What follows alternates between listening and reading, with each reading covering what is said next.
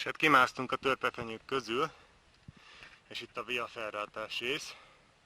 Ugye ott a következő jelzés, majd ott a következő, majd ott a tetején megint a következő. Tehát ez a fal, ez így egy az egybe megmászandó. Ugye azért nem via ferrata, mert semmilyen segédeszköz nincs, se drót, se lánc, tehát ezt a 4 végtagunkkal kell megoldjuk. Úgyhogy egy bejelentkezés föntről. Baromi melegek a sziklák különben, nem kellemes fogni őket, de hát ebből is látszik, hogy igazából ez gyerekjáték. A fogások azért jók, gyökerekbe is lehet kapaszkodni néha, mondjuk az nem ajánlott, de azért néha meg kell tenni, és hát még van egy kicsi fölfelé. A kilátás pedig ugye még fainabb, mint az előbb volt. Fönt vagyunk, sikerült. Gromovác, 1675 méter. Ugye ott a hátizsákom, hogy nem csalunk. És hát akkor a körpanoráma. Eljöttünk az Adria, benne a szigetekkel. Remélem minden hallatszik, mert eléggé nagy a szél itt a csúcson. Az ott Ráb-sziget, az meg ott Krk, egész messze a távolban. Nem tudom, mi látszik belőle, remélem azért valami csak. Ha más nem, akkor ilyen szürkéskék alapon fehéres szürke foltok. Most a fehéres szürkék a szigetek. És a mai túránk pedig úgy indult, ott a legeslegtávolabbi hegy tetején van valami ilyen kis épület, na onnan indult. Itt jött végig a hegyek között szépen szintben az ösvény, és még bizony arrafele hátra van belőle egy adag. Úgyhogy meglátjuk, hogy még meddig győzzük energiával, meg idővel, meg ivóvízzel, de még lesz egy kis túra tovább is, ahogy lementünk a hegyről. Nos, hát 1676 méterrel ez a csúcs itt az egyik legmagasabb. Az előbb ugye mondtam, a Máli Rajnac az 1699, az ott itt szembe pont, az egy kicsit magasabb, meg a Veliki Zavizan, ami itt van, az 1700 valahány méter, az még egy kicsit magasabb, a többi az nagyjából alattunk van. És ott a távolban még azért rengeteg nagyon érdekes és egzotikus, hihetetlenül vad milyen sziklacsúcs található. De szerencsénkre az út, ami itt megy valahol lent itt a Susnyásba, az pont úgy arra fele fog majd még bemenni tovább. Újra a Premuzsicki úton vagyunk. Most jobb fele kinyílt a kilátás megint. És hát nem semmi ez a dolina itt alattunk. Olyan 150-200 méter mély lehet. És ahogy előbb a csúcson már mondtam, lassan hatolunk itt befelé az igazán kősivatagos hegycsúcsok közé. Szóval újra majd ilyen nem semmi kilátás várható. Az útvonal vezetése is ismét nagyon, nagyon merész és vadregényes. Itt teljesen alá is van így mosva ez a szikladarab, ami fölött az út átvezet. Szóval nem semmi, innen kinézek mindjárt innen a széléről. Pont nem igazán látszik minden, de innen talán jobban. Na hát ez már igazán szédítő mélység. Nem semmi. Még egy ilyen festői dolina, az alján egy ilyen nagyon szép réttel. Szemben ott a sziklában talán még valami barlang is van. És hamarosan ahhoz a részhez érkezünk, ahol igazából vissza lehet fordulni, és körútként befejezni ezt a túrát, de mi most ezt nem fogjuk megtenni. Annyira hamarosan, hogy ez itt van. Hát itt le lehet menni oda a Dolina felé, és itt a hegy mögött aztán visszamenni parkolóig, viszont az messze nem olyan látványos út, ráadásul igencsak ilyen medvegyanús territóriumon kell átvágni magunkat, hát ezt most kihagyjuk, és inkább megnézzük itt a következő gigantikus dolinát, aminek a mérete már a Bihari hegységbeli Csodavárjéval vetekszik. Szóval ez itt szerintem olyan, hogy nem is nagyon tudja befogni a kamera. Legesleg aljába látok egy barlang bejáratot is. És hát mellettünk ez a sziklafal, ugye ez se semmi, tehát igazából ezt a dolinát most nem a tetejéről fényképezem, hanem úgy nagyjából a felétől, mert itt még azért fölfele is van vagy 70-80 méter minimum. Hát itt látszik, hogy itt bele is vágták az utat itt a sziklafalba. Kicsit másik szögből ugyanaz az óriás dolina, így jobban látszanak a barlang bejáratok, ott van egy középen, kicsit még lejjebb még egy, és még volt az aljában is valami. Szóval ide tűnik el a rengeteg víz. Az óriás sziklák alatt van egy kis menedékház.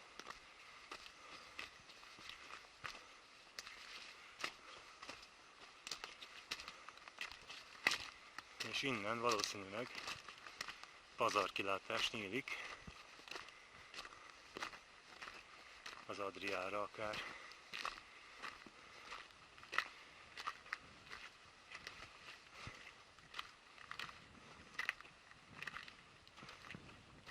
Hát végül is igen.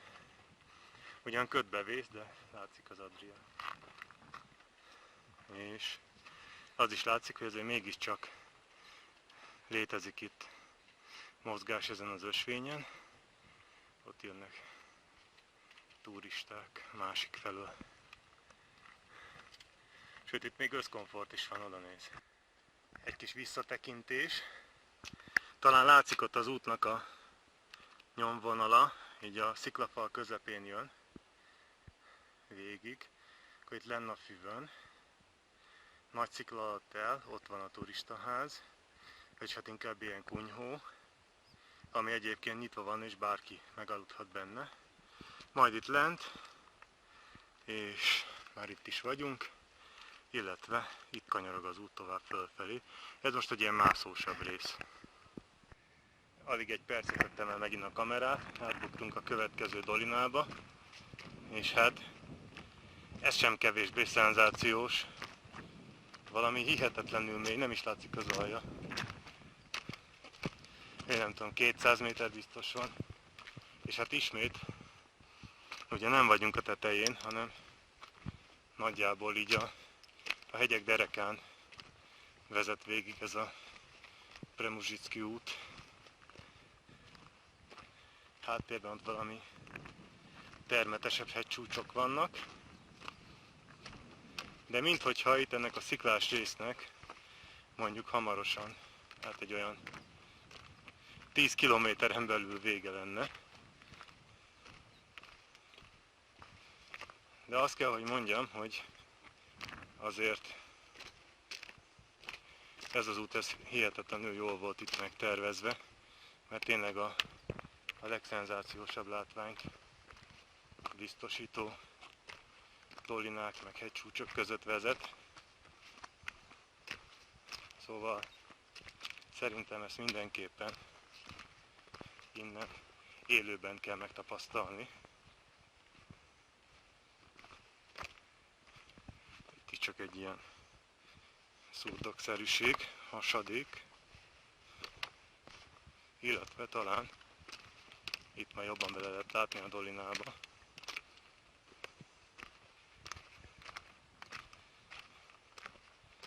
A susnyástól pont nem, de talán ezen a kiszögellésen. Itt majd igen. Nos, hát nem tudom. Olyasmi, mint a Csodavár a Bihar-hegységben, tényleg. A dimenzió is sokkal kisebbek. És hát ez is elég csodás.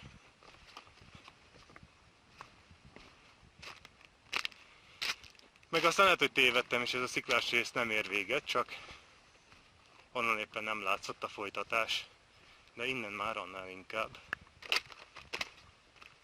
És hát nem semmi azért, ami itt még ránk vár. Sajnos nem tudunk elmenni az út végéig, mert ugyanezen kell visszamenni, és már 2 óra elmúlt. Nagyjából 10-kor, vagy fél 10-kor indultunk, tehát 4 órája jövünk. Mondjuk a csúcs meghódítása közben azért ott elment 1 óra, meg ott ebédeltünk is. Tehát körülbelül egy olyan 3-3 és fél óra innen az autó. És hát ahogy távolodunk, ugye az mindig duplázza a visszafele utat is. Szóval sajnos figyelembe kell vegyük, mert még itt az előbbi csoport, amivel találkoztunk, az azt mondta, hogy kb. Egy 4-5 óra a turista út másik vége. Hát ilyenkor volna az jó, hogyha volna egy ilyen logisztikai stábom is, amely közben az autóval lemenne az út másik végére, és akkor nyugodtan tudnánk vállalni az egészet, és önök is láthatnák. De hát sajnos itt még nem tartunk, úgyhogy most ez így félbe fog maradni valószínűleg. Innen jövünk, ugye itt az előbbi dolina, amit mutattam, és az út másik oldalán pedig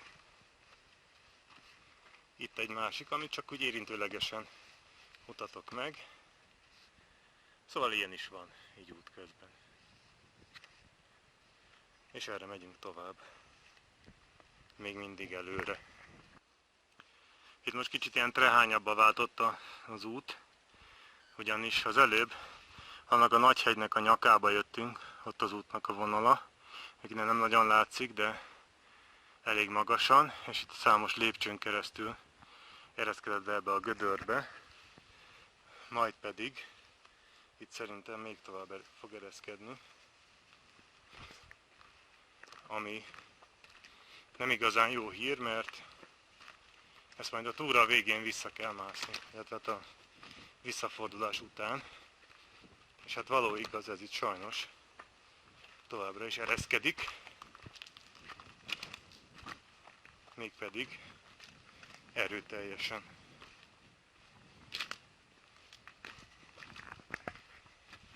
Talán egészen a dolina aljáig le fog itt menni az út,